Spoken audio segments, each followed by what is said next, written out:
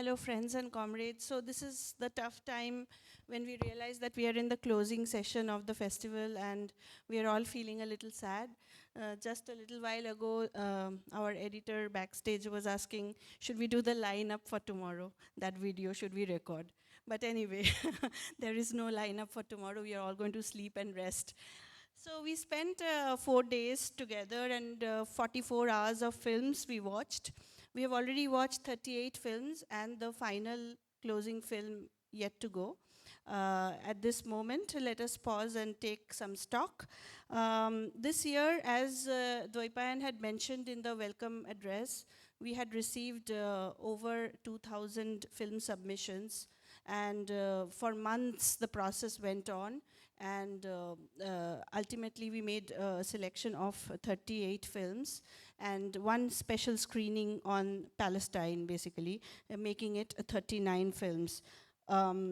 If you look at the narratives that has emerged out of all these films, it is pretty mind-boggling.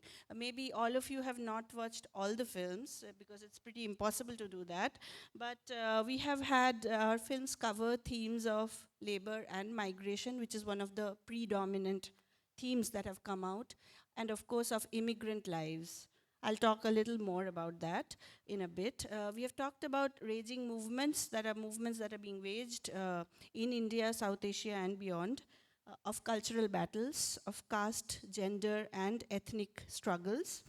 We have seen on the films various majoritarianisms and the resistance of people against it. We have also come across erased histories and instances, for instance, in Anuradha's film we just saw, when the personal becomes political and the other way around. We have also had films which talk about the ongoing fight against the fascist and authoritarian tendencies that we see all around us. So these are more or less the themes that have emerged out of the films. But we wanted to talk a little more in some detail about the predominant motive that came out was one of immigrant lives. And as we talk about that, if we look around the world, what's happening, it's pretty scary actually. If we look at the USA, where, in the last maybe 2 weeks or a little more, the ICE agents have been doing raids. Those of you who are following the news over there, they're going after immigrants. They're actually taking, just taking out teachers who are teaching in a classroom and dragging them. They're shoving the protesters onto the ground, holding a gun to their head. And they have been going after immigrants for a long time, but now they have started going after the white people. And in the last 2 weeks, 2 unarmed white people have actually been murdered by the ICE agents themselves. So that tells a little about what's happening in our own country, right? So we have also seen the whole politics of who is a citizen and who is not unfolding. And even if we look at the films in the past 2 or 3 editions of the KPFF, we have seen this whole question of belonging, of citizenship, just looming large. It's the elephant in the room. And I believe that of all the people who have, whom we have spent time here over the last few days, we were overhearing conversations in the lobby, or, we are hearing what people are talking about. I think everyone has a family member, direct or a little distant, who has got a notice, and are preparing papers to prove their belonging to this soil. And we are sitting here, watching these films about belonging and people being told that you are a foreigner, you don't belong here.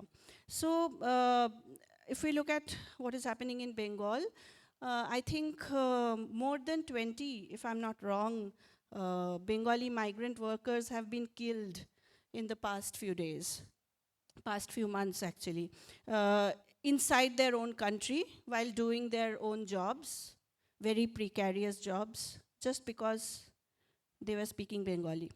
And we know what happened before that. We saw the NRC and we saw the CAA and what happened after that.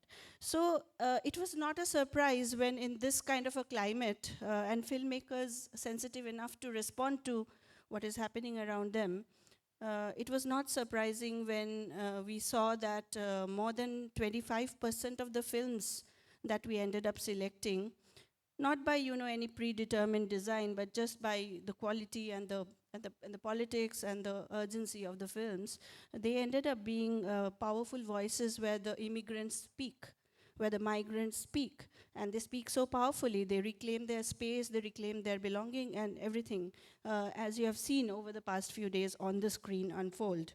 So it is in that grim climate that we are talking, but there is also some light amidst the darkness. And when we talk about these ICE raids, etc., it's also the fact that in this climate, in the US itself, we have seen people elect a mayor in one of the busiest cities, New York, where the mayor has unabashedly said that he represents the immigrants. He is their representative.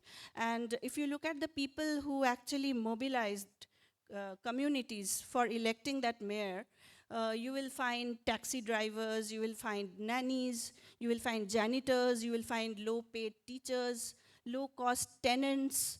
Who are all these people? They are all, a majority, a big chunk of them are actually South Asian diaspora, South Asian immigrants, and also immigrants from the global South.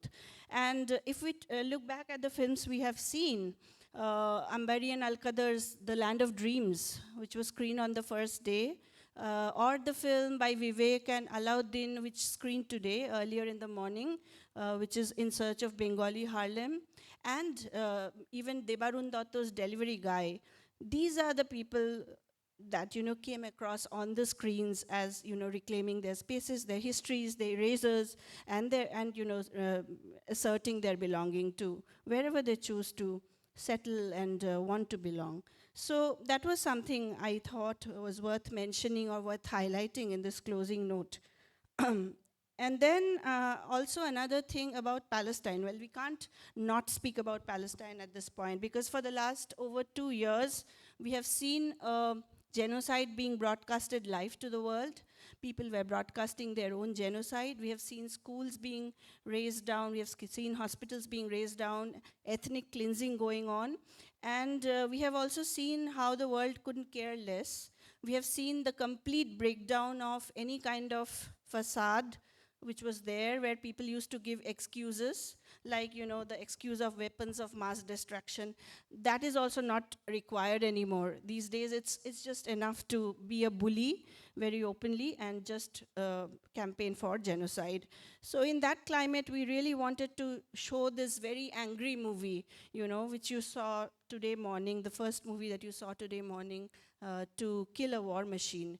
So it's not like, you see that people are losing patience. They said on camera that no amount of pleading and arguing and appealing to the conscience is working. And we are seeing that increasingly the global citizens are completely finding themselves completely at disjoint with their own governments, with their own states. And so what to do? So they made an angry film about a very angry direct protest and the direct action group, which is actually, taking on the arms factories themselves and putting their bodies on the lines. So in a way, all these people you saw on the screen, as well as the filmmakers somewhere, they are all putting their bodies and taking risks. They're sitting on the line and then they're talking out, speaking out. And in this, in the same breath, we should also mention about the extremely courageous acts that we have witnessed this whole year. And I really wanted to mention about the flotilla missions, which we have seen unfold. First, the Global Freedom Flotilla Coalition, and then the Global Sumut Flotilla, and more flotillas are going to sail to Gaza. And we are all also watching that. And I really wanted to mention this song by Carsey Blanton, which went viral and gave all of us a lot of hope, which says that, let's keep the lamp burning, the little lamp. So that's also something we wanted to pay tribute to. And that is why the special screening was just to honor the resilience of the Palestinian people this time. Okay, so this brings me to the other thing I wanted to mention about in the closing note. It is about the masterclass, which is going to happen right after the KPFF. So I'm now going on to, so today might be the final day of the screenings, but the KPFF journey is not stopping with this evening or this night. So immediately after this, maybe after a week or 10 days, we are starting a series of masterclass online documentary workshop on political filmmaking, and we highlight the word political filmmaking because it's the kind of films that we saw that we are going to talk about in this masterclass. Let me just go over briefly about what is going to be there. So there will be 7 teachers, many of whose films you have seen in past editions, past and present editions of the KPFF. We are going to have Anupama Srinivasan, filmmaker and editor, 2 sessions with her, one on ways of editing, and the second one on what does a director do in a documentary. So she will be giving us an overview of her own journey in best collaborative practices with when the director, you have seen many questions being asked here, what goes behind the scenes, and she will tell us about that.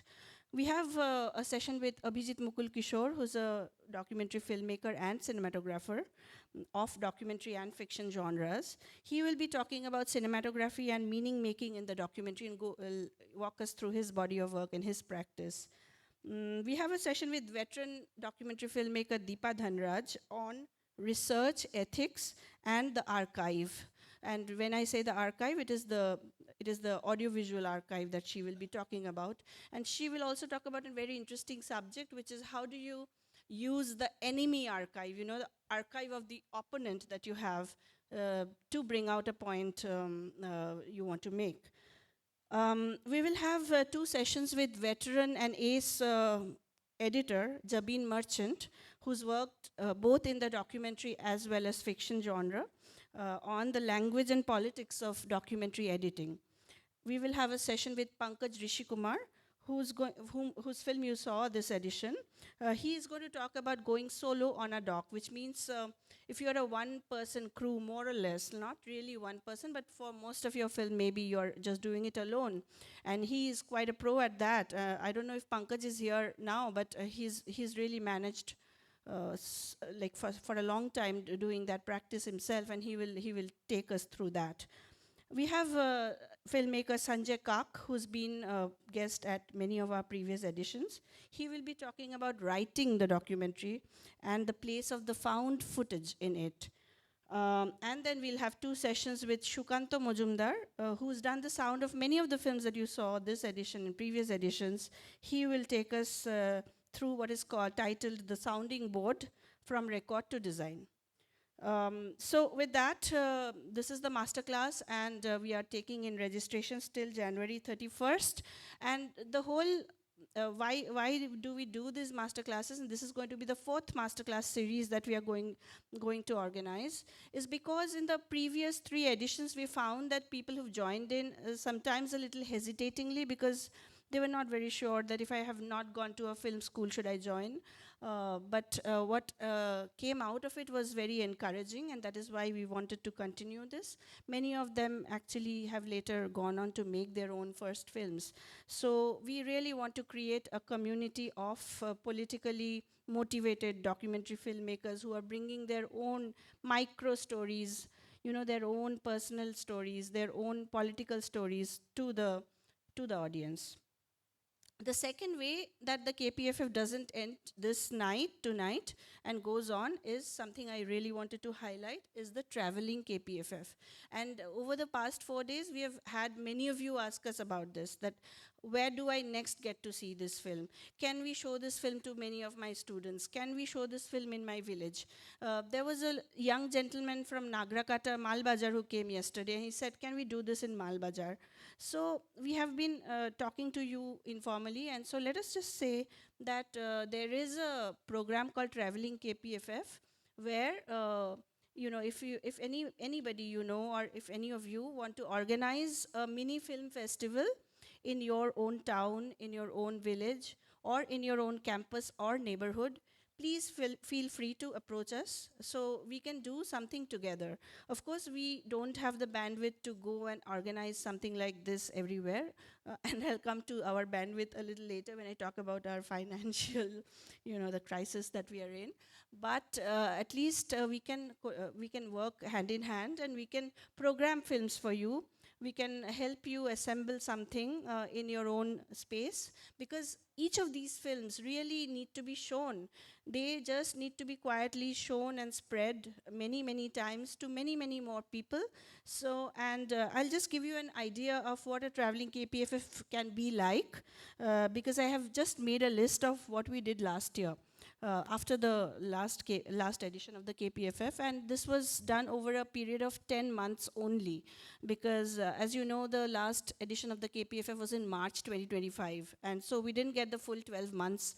We got only 10 months in the interim, and what we ended up doing is, in July, we had a traveling KPFF in Patna, in which we collaborated with an organization called Karta, who had organized a 2 days of screenings, full days of screenings, with mostly marginalized and Dalit students from all over India who are in college and who work with them. So we had a fantastic screening for 2 days over there in Patna, a traveling KPFF. Then in July, there was a screening in Los Angeles, which was organized by Human Resources Los Angeles, and this includes, very interestingly and not unsurprisingly, filmmakers from the South Asian diaspora who are also organizing against the ICE, etc. They are also activists. So they had approached us, and together we put together a traveling KPFF, which also was for 2 days in Los Angeles. Then in August, there was a screening at St. Xavier's, Kolkata, in which we made a programming on stories of migration, because the sociology department, the School of Social Sciences and Humanities, wanted to do something with their students, and it also was very enriching. Then in August, something interesting happened, which has been going on for the past 2 or 3 years. And I want to tell you about this. There are people in this audience. I can't see all of you clearly, but for the past 3 years, we have been having a regular contingent of audience members coming all the way from Telangana and Hyderabad. They have been attending this festival, and they have been taking films from here to their Telugu states. So in the previous year, we have had traveling KPFF in Vizianagaram, in Kurnool and Hyderabad. And in the past year, we had traveling KPFF in Vizag, Amravati and Hyderabad. And very nicely organized. And if Aika Balaji da, are you here anywhere? He's there with his hand up. He is one big enthusiast who's part of 2 groups called Manchi Cinema and Mundadugu Kolkata, and he has very good, the working relationship with all the film societies in the Telugu states, and they have been doing these amazing monsoon film festivals with the traveling KPFF, and there is a sizable crowd that's assembling there and getting to see these films. So it has been a very, very productive and meaningful collaboration. So I think we should give a big hand to Balaji Da for this. In September, we had two traveling KPFFs, one in Paris, in France, organized by the Indian Alliance Paris, which is also a political group, a citizens group, which organizes against, similar to us, civil society group, which did a screening over there, traveling KPFF. Then we had a very brilliantly organized set of screenings in Surrey in Canada, which again was organized locally by Society for Working Class South Asian Diasporas, and I don't need to explain what that is. A brilliant group of activists and 2 generations of immigrants from South Asian background who have managed to organize working class unions over there. So we had 4 days of screening with them. And finally, in October, we had a traveling KPFF in Mumbai, in association with Fulcrum, a group, similar group as ours, in Kalaghoda, Mumbai. So I just, gave you an idea of what are the kind of groups we are looking forward to collaborate with and take these films to them. So please feel free to spread this word around. So now I'm quickly coming to the Thanksgiving part. First of all, our heartiest thanks to all the participating filmmakers who have trusted us with their work, who have, it is not easy to trust a festival which is not tagged with any big names, big title sponsors, which is not giving out an award, which the only award is a very, energetic audience and good screening. If you're trusting your film's premiere here, that says a lot, and that also gives us assurance that we are a community together. All of us are a community. So thank you very much. I want to thank all the participating artists whose political work you have seen downstairs and upstairs outside the hall, namely Anurag Paul, who's put up this cardboard artwork, brilliant work, Ode to Gaza. Atrey De, who has made these beautiful paper lanterns, which she also made for us in 2020 edition, on displacement, memory, and body maps. You've seen them all. Obhijit Shengupta or Ranada, who's made this installation right outside the hall, all the way from Mediterranean to the forests of Indravati, where citizens are being killed by their own state. Shom Shankar Rai, whose installation you saw downstairs on remembering Pelani Khatun and the way she was shot down in the India-Bangladesh border. The title is Whose Land? And Rinku Mahato and myself, who have made the Katha installation on Timeless Bengal. We want to thank Poriplab Chakraborty, the brilliant political artist, who has designed this, who has made this artwork, this one and that one, and also the artwork on the festival bag. And he really wanted to be here, but he couldn't because of his other work commitments. But thank you, Poriplab, for all that you do for us. Want to thank Rajoshi, who made the poster, and Anurag, who stepped in at the last minute when we were in a very big crisis and made all the, the thematic art posters involving the films. Big hand for Anurag, please. Anurag, are you here? Achish? Nahi, chole gache. Okay. Then the Curtain Raiser film, Rituparna Shaha, who edited it, and Shobhoshachi Pal, both of them are very good friends, Shobhoshachi, who did the sound mixing for it. Thank you so much. The people who are editing backstage, once again, Rituparna and Pulok, who are, I don't know, they have magic hands. They just managed to finish everything so quickly that, the moment you step out after seeing a film, you see it's up on the web. Amazing guys. So we have Shubhadeep Sharkar and Deepjyoti Ghosh, both of them doing videography silently, and you suddenly get surprised that you're in one of the videos. They're just unnoticeable, but they're just doing their work like that. We want to thank Shahitto and Orko for the photography. And we also want to thank Aika Balaji once again for something he did. I'm telling you what, he just, when we were beginning this festival, we were a little bit, wanted a backup laptop and a projector of the same quality as we use. And he actually arranged that all by himself. And thank you so much for that. Okay, we want to thank Badulda, Pabunda, and all the staff of Uttam Mancha, because they just worked with us as a team, as a family.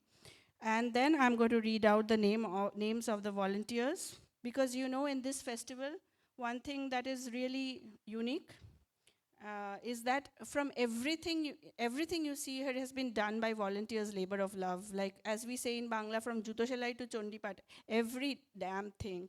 So firstly, the youngest, the student volunteers, Ananya Dash, Balaram Rai, Debraj Mondol, Jayatri Mondol, Mongol Prasad Rabi Das, Piyu Mondol, Piali Barik, Priya Dash, Reshmi Mondol, Shondip Ne, Shondip Haldar, Shrabanti Sardar, Imran Uddin, Sonali Mondol, Torisha Mondol, Trisha Bishwash, Trishanjit Ghosh.